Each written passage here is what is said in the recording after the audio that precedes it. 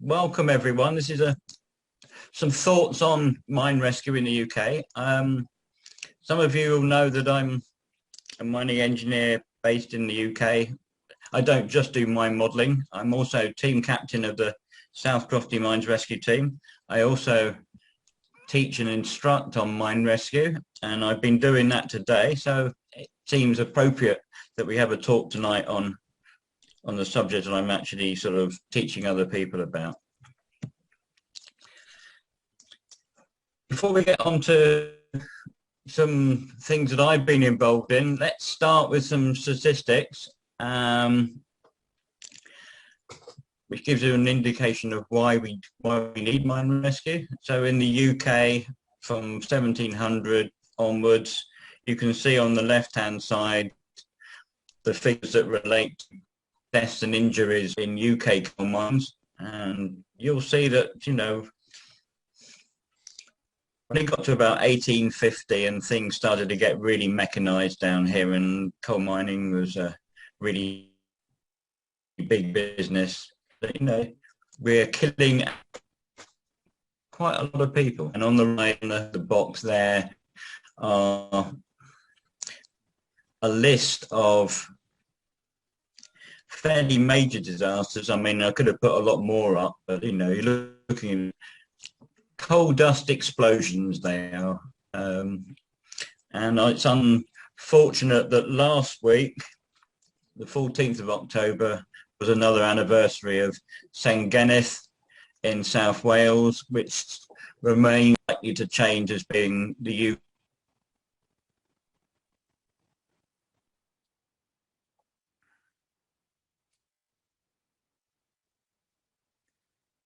Okay, he's unstable and we're unstable, so. Audio's gone, signal's breaking up. Let's try that one. Can you hear me now? Yeah, you were back a little bit there, although it's choppy.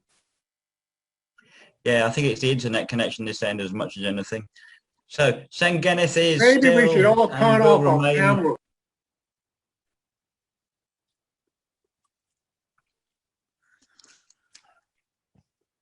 So we've got a list of disasters on the right-hand side.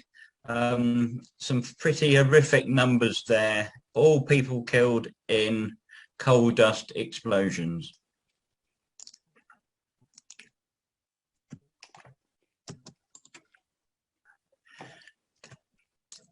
And because on Thursday we have another anniversary, which is not necessarily mine rescue related, but while we're talking about sort of introduction to disasters and why we might need mines rescue, then on the 21st is a tragic day in South Wales history where a coal tip, which because of the rain that we've been having, became unstable, and it flowed like an enormous sort of river of black sludge, and it engulfed a local school, and 144 died.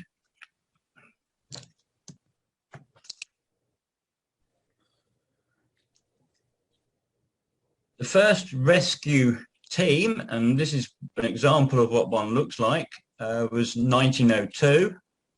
Then the Howe Bridge Rescue Station in Lancashire arrived in 1908, and that actually was set up to cover not just one mine, but a district of mines. The government decided to act, UK government decided to act in 1911 because they were getting fed up, I suppose, with the amount of disasters that had been occurring, and they decided that some legislation was required in order to the government try and improve things. So by 1913, all collieries with more than 100 persons employed needed to provide some form of trained rescue personnel. And by the end of the First World War, there were 43 dedicated rescue stations dotted throughout the UK. And many of the buildings that were constructed still exist. I think 2 that I know of are still used as rescue stations, but the rest are now private dwellings or they've been used for other things. And not a lot changed. legislation-wise until 1995, when there's this Escape and Rescues from Mines Act, and that is what we tend to work to now as rescue personnel. It just sets out all the duties of what a rescue team does and the setup and all the rest of it.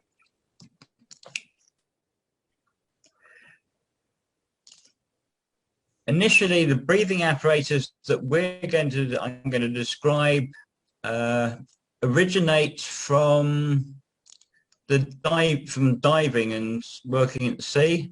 A guy called Fluss, who was German, designed one, and then that became used by a company called CB Gorman, and they designed the first what we'd call practical oxygen rebreather. And then from that was developed the first proto set, which is the thing, the photograph you saw earlier, and that is what is effectively, you might say, the mother of all mine rescue rebreathers that are being used in the world today. Not only were they developed in the UK, they were developed in Germany by the Drager company, which I expect many of you have come across. And a lot of UK companies collieries were using Drager equipment. Well, unfortunately, 1914 to 19 soon stopped that, and people switched using the German equipment back to using UK-based. The two types of breathing apparatus that we use are either closed or open circuit. An open circuit system is fairly simple to use, and it's a sort of similar sort of thing you might see that the fire service use. It's either 1 or 2 cylinders. We use twins. They give us about 90 minutes duration. Or you can use the closed circuit rebreather type, where you have a small cylinder of pure oxygen and a scrubber that takes out the carbon dioxide, and that gives you about 4 hours duration.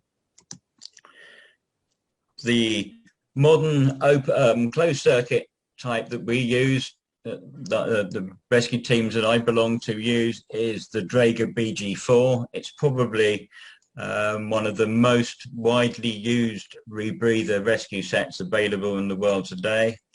It's certainly used throughout Europe by any rescue team that needs long duration. It comes in a nice plastic case.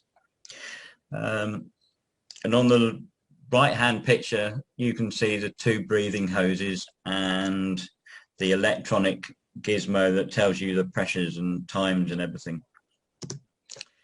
If you take the back off, you find that inside there is a small 200 bar cylinder at the bottom. It's blue with a white top.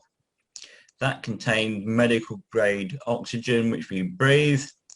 The oxygen is then injected into the breathing bag, which is, you can see in the picture, is yellow, and that inflates and deflates as you breathe in and out.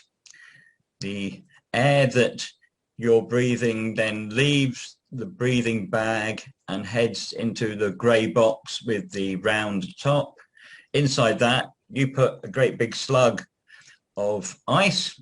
That allows the air that you're breathing to be cooled, because otherwise there is no natural cooling facility. So if you were working in hot atmospheres, then you're just breathing hot air.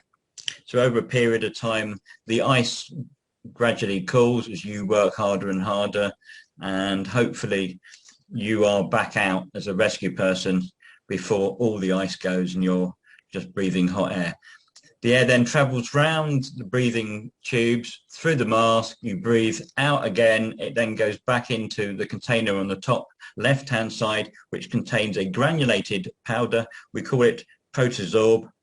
And effectively all that does, it reacts with the carbon dioxide in the air and effectively removes it. So the air, which then disappears out the bottom of that plastic container back into the breathing bag, then has all the carbon dioxide removed. And that allows you effectively just to continue breathing. The set weighs about 45 pounds. They're slightly lighter than the twin cylinder type, you know, like the fire brigade would use, but it's not bad. I think I prefer the compressed air sets because the air is actually slightly cooler and it's actually more pleasant to breathe than that coming out of a rebreather. We also carry one of these, and it's a Mars resuscitator. I don't know if any of you have come across anything like this. Effectively, it's an oxygen cylinder in a bag with a control unit and a mask. So we can put the mask on a casualty and give them oxygen. The control unit, which is in the bottom of the right-hand picture on you just about see it. It's electronic. It can actually breathe for you. So once you've got the mask on someone's face, you can turn it into its CPR mode and it will supply 2 breaths every couple of minutes.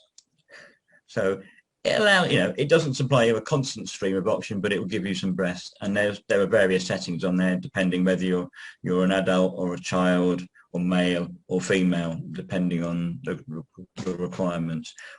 We carry them wherever we go. It's usually the first piece of equipment that gets put on the stretcher. It's certainly a lifesaver when you're trying to carry someone out wearing breathing apparatus and we're in an atmosphere which is non-conducive to successful breathing. The following images are mainly of exercises that we've taken part in. I would have taken part in this one. I've also wandered around with my camera, so just to try and record some of the things that we actually get up to. This is in a storage mine. So you can see in the background there are lots of boxes of documents on pallets, and they go underground into what is an old stone mine. And they now use some of these old mines as document stores, or as we'll see in a minute, there's one with a wine store. So you've got our instructor. It's a gentleman with his back to the camera on the left-hand side. Beneath him, the captain is busy writing down the names of the people of the team and doing some final checks. The guy in the middle is checking the Mars equipment to make sure that's operational. Underneath in the blue and orange bag is a stretcher which is rolled up, and you can see that on the right hand side there are a selection of breathing apparatus, the twin cylinder type, all laid out ready for use. No guesses, unfortunately, for who's in the picture. That's me wearing my set. Unfortunately, I never seem to get the hat on straight. It's never level. It always looks like it's sort of a bit like a cowboy hat at an angle. It's quite difficult, actually. Once you've got the mask on and that's over your head, it's actually quite difficult to get the hat to sit straight. So you get what you get.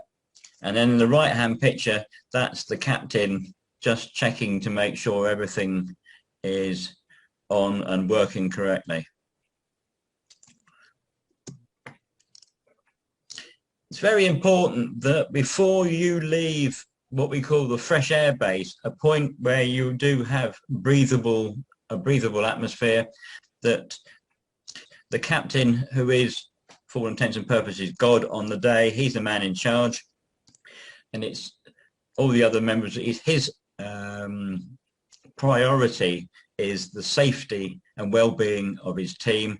So as part of his duties, he's going to keep a record of everyone present, the set numbers that you've used, and the various pressure readings off the gauges, so you know how much air you've got left. Like all good things, you're going to work to the guy who's got the least amount of air. So hopefully you don't run out while you're doing you're carrying out your task. So on the right hand side, he's just going through the final captain's check, just running through to make sure that your lamp works, your hat's on straight, the breathing apparatus is actually operating properly, things like the cylinders are on full, all the straps are done up tightly, and everything like that. That is done before you leave. it's no point in finding out, I suppose, once you've gone that things aren't quite right. Things could get serious very quickly. This is taken, the images are taken in one of the storage mines. It might not look much like the mines that we're used to working in, but it used to be a stone mine and then was converted for ammunition storage during the war, and now is used, say, for document storage. Image on the left is a plan of a particular one of the small mines. That's a stone mine. You can see the black irregular shapes of pillars. The rest of it are roadways. And on the right-hand side, you can see the rescue team underground. The captain is holding a plan of the workings and is giving out some instructions by the look of it. The rest of us seem to be milling around, not quite sure what's going on. But you can see in the bottom, there's an orange basket stretcher for the casualty, and on that is a green bag containing a Mars resuscitator. For those who have met me before, I'm the short one in the picture. I'm only 5'4" compared to all the tall people that are around us, so I'm quite easily to identify when I'm working. My brother managed to say he'd identified me on a television program, even though he couldn't exactly see me. He see me in my breathing apparatus kit, and he said, well, that must be my brother because he's shorter than everybody else. Again, two shots of two different storage mines. The one on the right contains miles and miles and thousands of boxes containing paper. And the one on the left, which will be no doubt more interest to those who are listening, it's a wine store. So all those boxes in there contain bottles of wine. They reckon this particular store has over $1 billion, or we say $1.5 billion US worth of wine, all in nice sort of wooden boxes. There were, when we were down there, on one exercise, there were 4 very large brandy barrels that we were not allowed to go within 20 feet of. I can't think why. We might have rescued them, I suppose. Yeah. Typical exercise. We end up with a casualty of some form. This is one of our instructors who allegedly has fallen over and has got a piece of wood across his leg, so we're going to extract him. He doesn't look very happy. So there's a bit of acting involved in having an exercise. If it was we were lucky in this case that we decided we weren't going to wear breathing apparatus. The air was good enough, so that's why no one's wearing any. But the Mars equipment in its red box is in the background ready for use. And this is at the end of the exercise. The 4 guys who've been carrying the stretcher, the one in the back looks well pleased that he's finished. The guy on the left, you can tell, you know, it's been quite hard work. They carried it about, I'd say, 1/4 of a mile. So it is quite tiring, I will say, because the guy in the stretcher weighs, I'm going to say about 230 pounds, something like that. So he's not light, but he's nicely strapped into this roll-up stretcher that we sometimes use. Again, this is an old stone mine. You can see the nice stone line, cut stone blocks in the drift. You've got to be careful of things that are on the floor when you're carrying a stretcher. And this one, you can see there are remains of all sorts of detritus that we try and not trip over. We do, in spite of what I said earlier, that it's rained all day in the UK, we do have days when it's actually quite sunny, and some exercises can be quite fun. This was obviously a summer one, judging by the sunshine. We were about to go down a very steep 1 in 3 inclined drift on the right hand side of the photograph, and what you can see in the picture there is the winch cable for it, and the guys are wearing these twin set compressed air cylinders, and we're just having a bit of a yap before the exercise starts. By the end of it, we're suitably worn out, and this is an image taken of the team after an exercise. On the right-hand side are the two instructors, and we had on that day 7 of us underground. Normally a rescue team has 5. It's 4 members of the team and the team captain. So I think the gentleman with the orange hat, whose name's Neil, was given the dubious privilege of being team captain for the day, and the rest of us are just there to carry out any task that's required. So I'm the one that's second in on the left, who's still wearing his hat.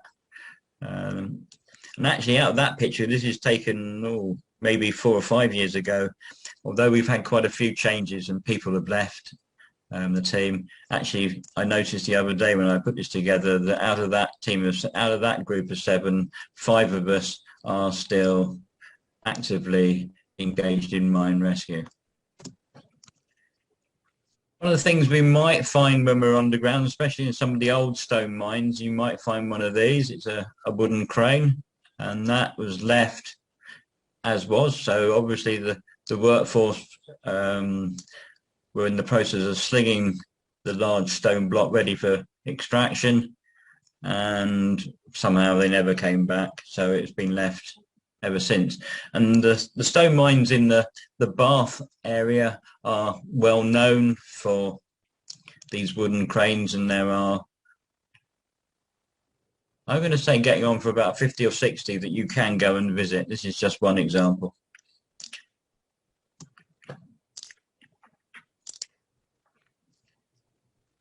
Luckily, I think it's a bit fortunate that, say, quite a few of the big stone mines that we do cover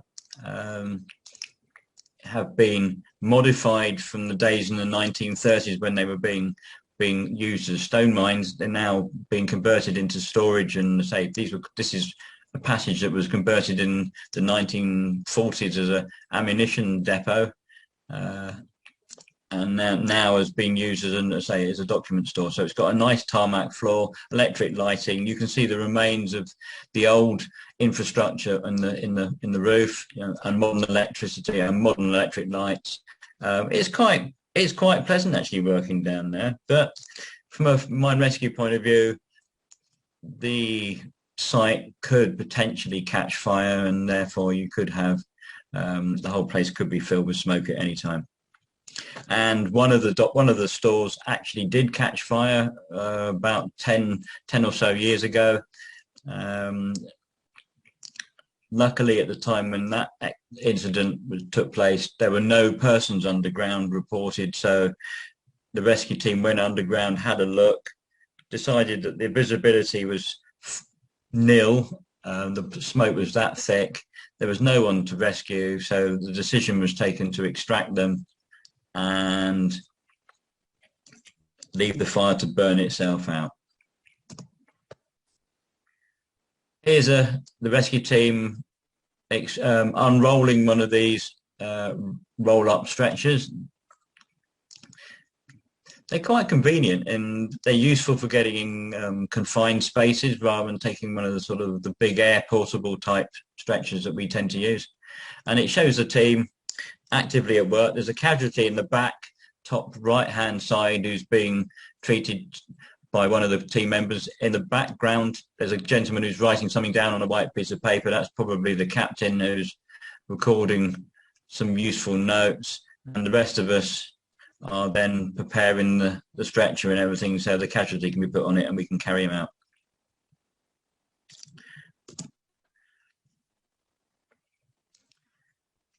Because we don't get necessarily a choice of where we go for practice, this is, say, part of one of the storage mines. You can see it hasn't been converted yet for document storage. This is effectively left over from when it was wartime use. So the concrete blocks you can see on the floor used to carry a conveyor belt for putting the ammunition on.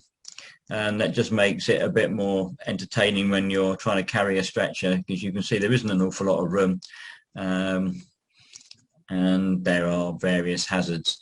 On the right hand side, there is various graffiti, and the numbering systems relate to the pillars and its wartime use. Just another shot looking down one of the conveyor runs, give you an idea of some of the sort of places that we do get into.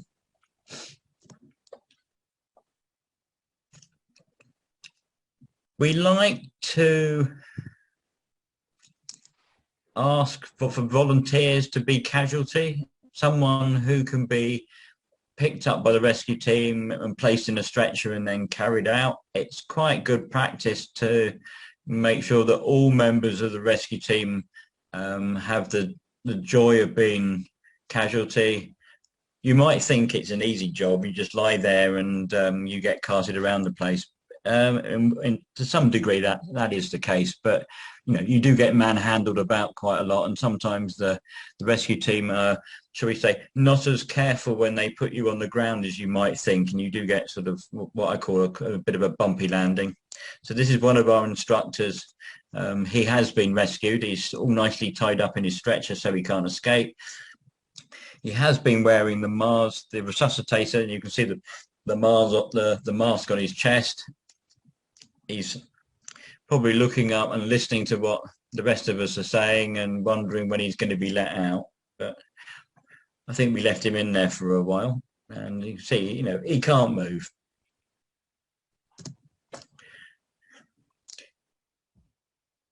Another part of the mine, or parts of the mine that we've been in, got some arch work and a bit of steel work just to protect things.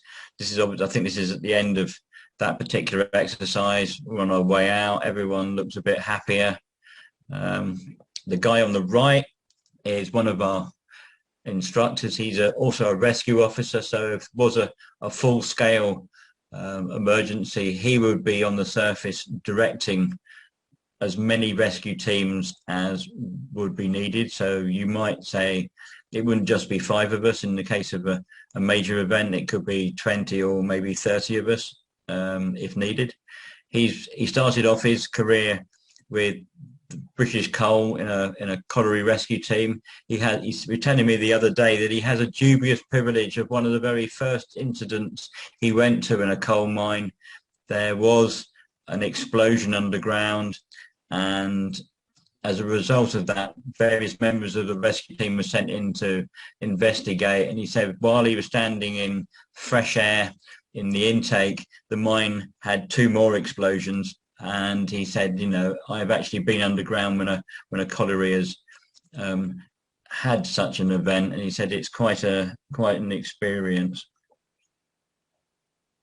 Luckily, working in stone mines and some of the other metal mines that we work in, that the air, there isn't the sort of likelihood of explosive gases, so it's normally falls of ground, water, compressed air, maybe explosives if they're being used, mechanical equipment, or potentially fire.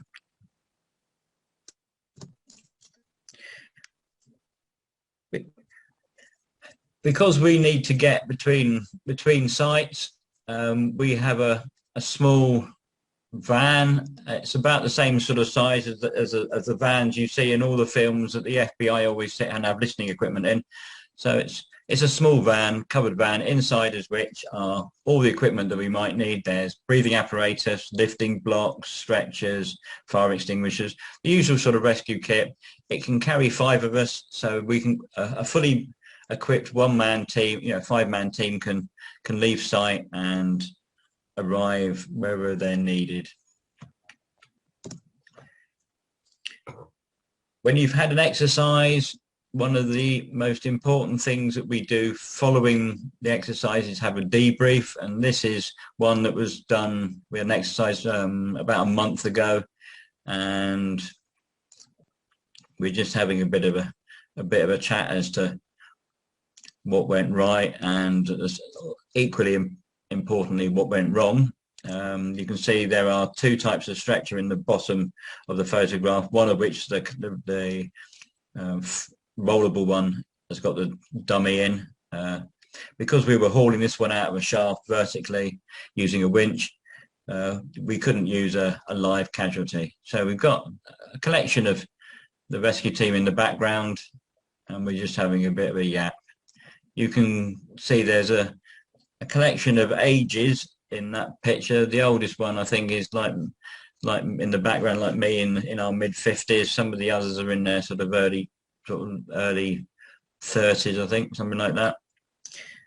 We don't have an age limit on it. I think as far as the upper limit is, when it's time to give up. It does become hard work. I do find I'm struggling more carrying, say, a heavy person in a stretcher than I used to. So I've taken on, as a result of that, more and more teaching. We don't just cover mines in the UK. This is a mine in Northern Ireland. It's a salt mine, and this is some of the rescue team there. As this was shot during, while we got COVID going on, everyone is, well, some are wearing masks and some have taken the idea of wearing masks a little bit to extreme. The guy on the right obviously didn't want his photograph taken, but they're a good lot. This is an exercise underground. It's a bit different to all the other mines that we cover. The size of the workings underground is huge. You can see there's a full-size ex-military truck which we use for rescue purposes. It is parked up.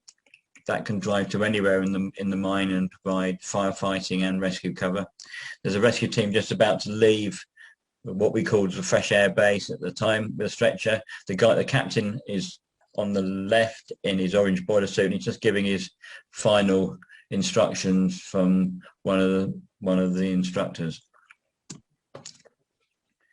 Having said that the salt mine is quite large, there are some places that make rescue work a bit awkward. This was a conveyor that we put in and we got them to climb through. It's going through a bench stopping, so he's having to climb along the conveyor, and it just makes it a bit more awkward and a bit more real while they're carrying their breathing apparatus set. So I took the opportunity to try and get a photograph of captain coming out of this confined space.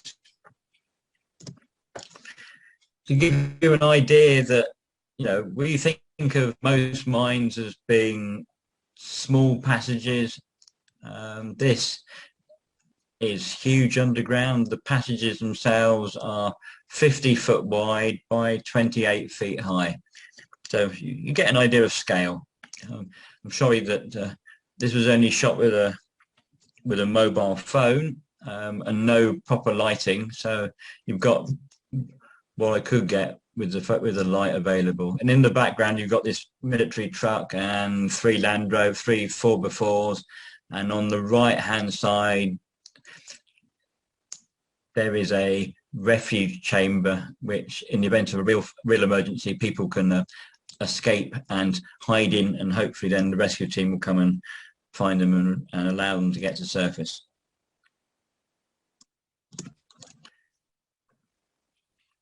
You've got to have the obligatory team photo at the end of an exercise. So this is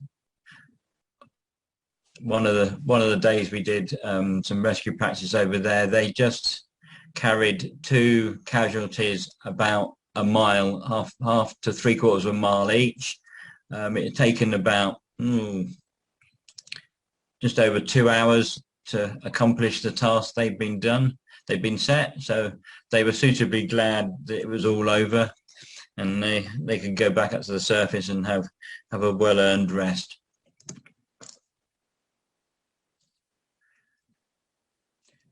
There aren't that many operating coal mines in the UK anymore. In fact, there are no deep shaft coal mines at all in the UK.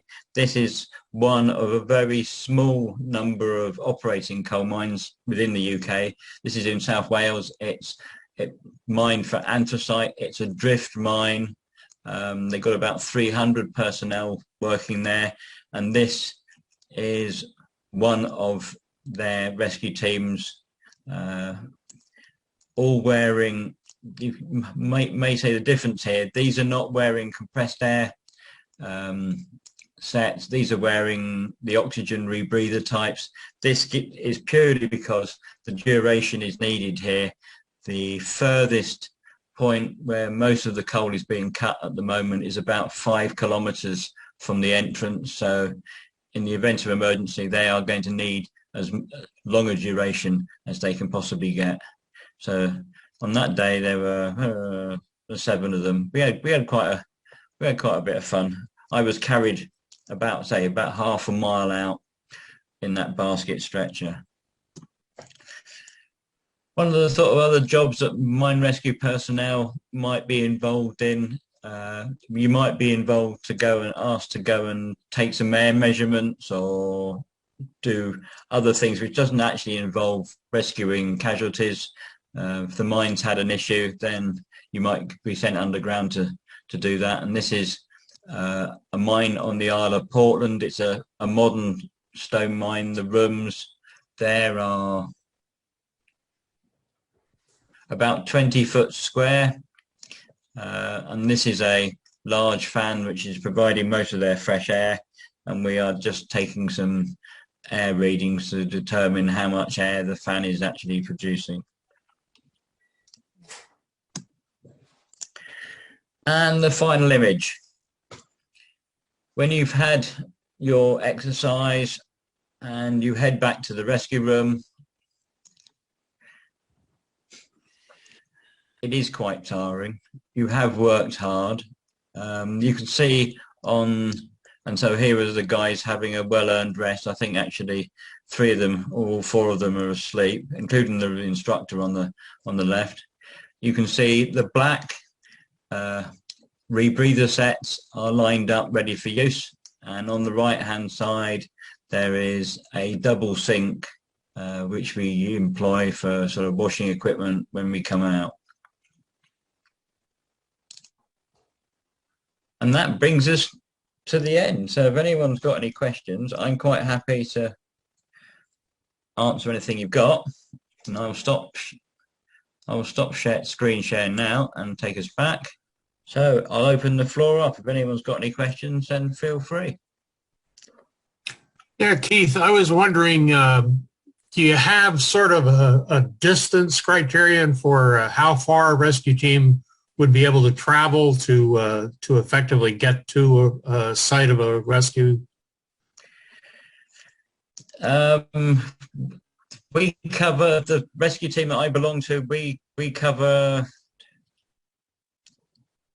a number of sites. The stone mines are more or less within about half an hour's drive from each other. But one of the stone mines on Portland, that's about 2 hours away. Where I work in Cornwall, of course, is like nearly 3.5, 4 hours away from where I am at the moment. The coal mine is another 2 hours from here. So some of these mines that are quite a distance away have their own have full rescue teams. Like the stone mine in Portland has a team of 5.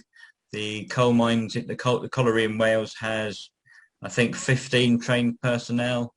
The stone mines in the Bath area, most of them are quite small, and they can't, in terms of personnel anyway, so they can't really afford to have a full team of 5. So what they do, they each supply 1, 2 or 3 members to a pool of rescuers, and then we just on the day we just turn up with who we've got. We could be asked. The salt mine in Northern Ireland is an hour's flight away from Bristol, so it is a bit further to go. And they have, I think at the moment they've got enough of, I think, 2, possibly 3 teams there. But in the event of, if we were required and asked to sort of go over there, then you go, and there's no I think set limit to how far we will travel. We just sort of make sure we get there. I have a question. Do your mining laws require the rescue chambers underground? There has been over the years this idea that if you have a disaster underground, your rescue team goes in and then risks its life to to bring maybe one, possibly two casualties out.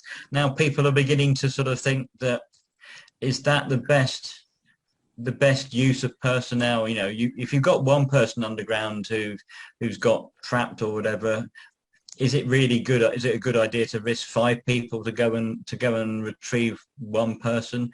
The idea now being, especially employed as mines are getting bigger, is the idea of using these sort of transportable, self-contained refuge chambers. And I think the law is being changed that, you know, they would prefer those to go in, and then in the event of an incident underground, at least most of the workforce can try and get into one of those and stay there where they're safe, and then it can be determined what happens next. You know, the idea, I think we're moving away certainly from trying to send large amounts of rescue team in to especially to areas that maybe, say, lots of smoke where visibility is virtually nothing.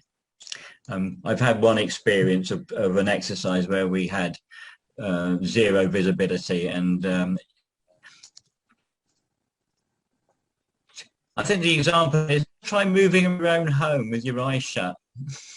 You'll soon find out how difficult it actually is to move around things you actually know really well when you can't see you can't see anything.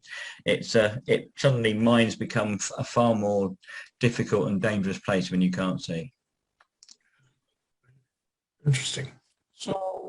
So there in Cornwall, I can't remember whether both GBC4 and Levant had workings under the ocean, but in the case where there would be a rescue underneath the ocean, have you all actually made any plans for that kind of eventuality? When GBC4 was operating, there were 2 rescue teams at GBC4 who trained regularly. All the guys worked underground, so they were quite used to working in the tunnels that disappeared under the sea. In fact, 3/4 of GBC's tunnels were out under the sea. So I think the guy said, you know, they're several hundred feet below the seabed, so effectively no real difference to being anywhere else. Bulby Potash in the northeast of the UK, the workings go out about 8 or 9 miles out under the North Sea. And if they carried on mining the potash, they'd probably join up with the Germans who'd be mining the potash coming the other way. Those sort of mines, because the distances are so great, then you have the luxury of vehicles, you know, underground. So your rescue team can actually, if the air is good enough for the vehicle to operate in, you can drive. You know, and it is an option for all of us. Even if you're wearing a breathing set, I have been instructed on how we can actually drive some of the 4x4s underground, you know, whilst wearing one. It does make it a bit more entertaining, but it can be done, and therefore, you know, we were told if it's safe to do so, then why not put the casualty in the back and get him out? If it saves carrying him, I'm all for it, you know.